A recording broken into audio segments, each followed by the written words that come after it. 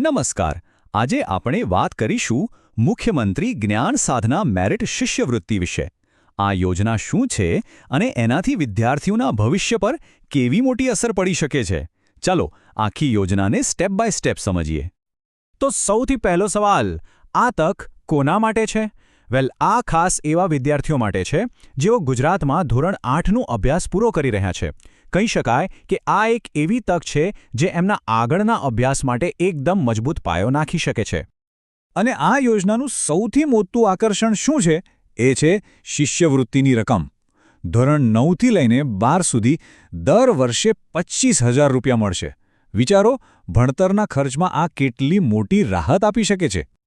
તો ચાલો પહેલા વિભાગમાં એ સમજીએ કે આ જ્ઞાન સાધના શિષ્યવૃત્તિ આખરે છે શું, એનો મૂળ હેતુ શું છે અને એનું માળખું કેવું છે.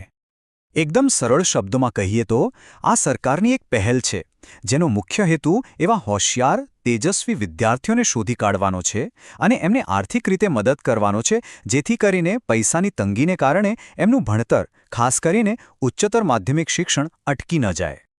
હવે આવીએ બીજા વિભાગ પર. અને આ બહુ જ મહત્વનો સવાલ છે કે આ શિષ્યવૃત્તિ માટે અરજી કોણ કરી શકે છે?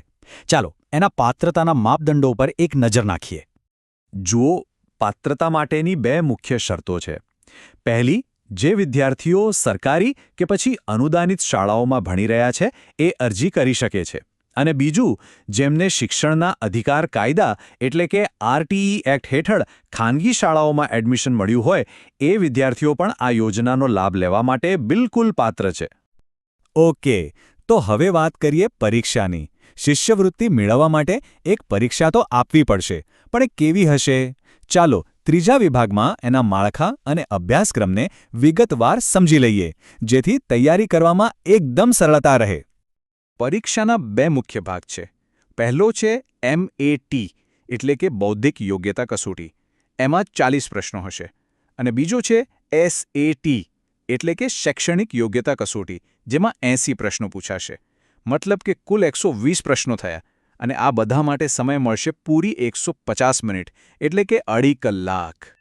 તો પછી તૈયારી શેની કરવાની? જુઓ, MAT વિભાગમાં તર્કશક્તિ અને વિશ્લેષણ કરવાની ક્ષમતા ચકાસવામાં આવશે, જ્યારે SAT વિભાગના પ્રશ્નો ધોરણ 6 થી 8ના અભ્યાસક્રમ પર આધારિત હશે. અને હા, એક ખાસ વાત ધ્યાનમાં રાખવા જેવી છે.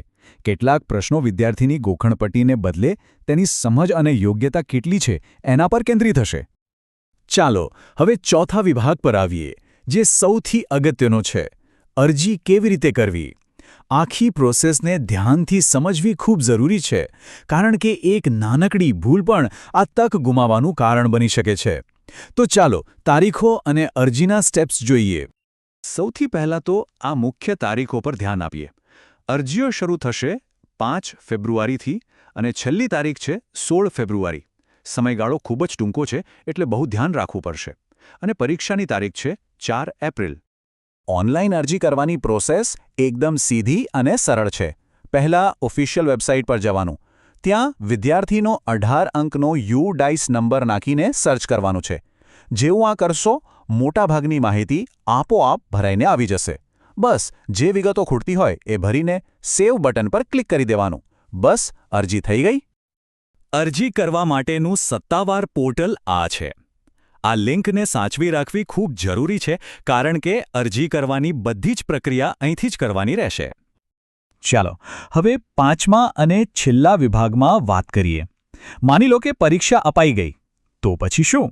પરિણામ ક્યારે આવશે, ક્યાં જોવા મળશે અને મેરિટ લિસ્ટ કઈ રીતે બનશે? ચાલો આ આખી પ્રક્રિયાને સમજીએ. રાજ્ય પરીક્ષા બોર્ડ એટલે કે SEB પરીક્ષાના પરિણામો અને ફાઇનલ મેરિટ લિસ્ટ એમની ઓફિશિયલ વેબસાઇટ sebexam.org પર જાહેર કરશે. તો ચાલો આ બધી માહિતીમાંથી 4 સૌથી અગત્યની બાબતોને ફટાફટ ફરીથી યાદ કરી લઈએ. પહેલું, શિષ્યવૃત્તિ છે વાર્ષિક 25,000 રૂપિયા. બીજું, અરજીની છેલ્લી તારીખ છે 16 ફેબ્રુઆરી. ત્રીજું, પરીક્ષાની તારીખ છે 4 એપ્રિલ. અને ચોથું, અરજી કરવા માટેનું પોર્ટલ. આ 4 વસ્તુઓ બિલકુલ ભૂલવાની નથી. ખરેખર આ શિષ્યવૃત્તિ ગુજરાતના તેજસ્વી વિદ્યાર્થીઓ માટે એક સુવર્ણ તક છે. આ માત્ર આર્થિક મદદ નથી, પણ એક ઉજ્જવળ શૈક્ષણિક ભવિષ્ય તરફનું એક ખૂબ જ મહત્વનું પગલું છે.